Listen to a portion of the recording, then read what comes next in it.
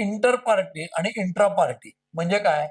तर पक्षांमधलं राजकारण म्हणजे एक पक्षाचं दुसऱ्या पक्षाशी असलेलं राजकीय कॉम्पिटिशन म्हणूया आपण, त्याला वैर नको म्हणायला, स्पर्धा म्हणूया. त्या राजकारणाच्या स्पर्धेमधनं पूर्वी मी म्हणलो की महाराष्ट्रामध्ये जे काही आता चालू आहे त्याच्यामध्ये काही राजकारणी लोकांच्या जोड्यांचा संघर्ष आहे. म्हणजे शरद पवार अजित पवार असेल, शरद पवार फडणवीस असतील, फडणवीस उद्धव ठाकरे असतील, उद्धव ठाकरे राज ठाकरे असतील, किंवा अजित पवार सुप्रिया सुळे असतील, एकनाथ शिंदे विरुद्ध उद्धव ठाकरे असतील. तर ह्या जोड्यांच्या व्यक्तिगत महत्वाकांक्षा आणि त्यांच्या व्यक्तिगत संबंधांच्या तणावातनं ही जी काही राजकीय स्थिती झाली आहे. आता राज ठाकरे उद्धव ठाकरे सध्या एकत्र आहे. 9 ते 20 वर्ष, 18 वर्ष आलेत एकत्र. ठीक आहे, तात्कालिक कारण असेल, पण चांगले दोन भाऊ एकत्र आले.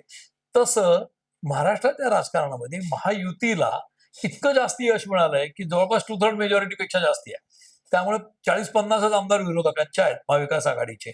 आता मग काय होणार आहे या सत्ता संघर्षामध्ये, जर देवेंद्र फडणवीस इमिजिएटली दिल्लीला जाणार नसले तर काय? तर महत्वाकांक्षा कोणाला आहेत? अजित पवारांना आहेत, एकनाथ शिंदेना पण आहेत. पण अजित पवारांना हे राजकीय परिपक्वता आहे की आपण इतक्या लगेच मुख्यमंत्री बनणार नाही, कारण आपल्या मागे आता काँग्रेस नाही आणि हे दोन पक्ष आहेत ते एकत्र हिंदुत्ववादी पक्ष आहेत. तर हे दोघं मिळून आपल्याला मुख्यमंत्री करणार नाही याची त्यांना चांगली जाण आहे. पण एकनाथ शिंदे हे 2.25 वर्ष मुख्यमंत्री राहिले आहेत आता, आणि त्यांच्या नेतृत्वाखाली निवडणुका जिंकल्यानंतर आता फडणवीस झालेत. त्यामुळे हा सुप्त सत्ता संघर्ष कुठेतरी चालू राहतो. जरांगे पाटलांचं आंदोलन जे गणेश चतुर्थीच्या दिवशी निघाले आणि गणपतीचे 5 दिवस मुंबईत होते, खूप मोठ्या प्रमाणात त्यांच्याबरोबर लोक होते. तर ते आंदोलन आणि हे आंदोलन अशी तुलना का होत नाही? तर ते आंदोलन मराठा आरक्षणाचं आंदोलन होतं आणि हे शेतकऱ्यांचं आंदोलन आहे.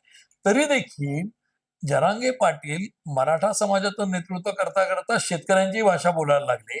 त्यामुळे कुठेतरी जरांगे पाटलांना एक प्रतिस्पर्धी म्हणून बच्चू कडूंना उभं करायचंय का?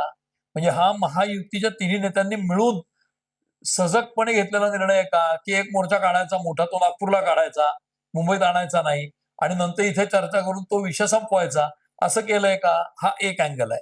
दुसरा, बच्चू कडू तुम्ही म्हणालात तसं मूळचे शिवसैनिक आहेत आणि शिंदेच्या जवळचे आहेत, आणि तुम्ही जे म्हणताय ती बोलोइथे धान्याची चर्चा तीच आहे की बच्चू कडूंना ह्याच, कारण या मोर्चामध्ये सुद्धा ट्रॅक्टर, गाड्या, मोठ्या प्रमाणावर गाड्या होत्या.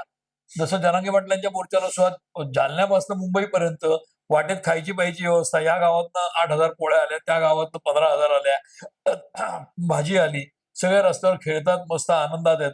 तर ही आंदोलनं विद्रोहाची आंदोलनं होती का अतिशय सुनियोजित व्यवस्थित आंदोलनं होती, व्यवस्थापन शास्त्र वापरून केलेली, असा प्रश्न पडतो. आणि तो पडत असल्यामुळे बोलू इथं जरी कोणी वेगळेत काही चर्चा होते.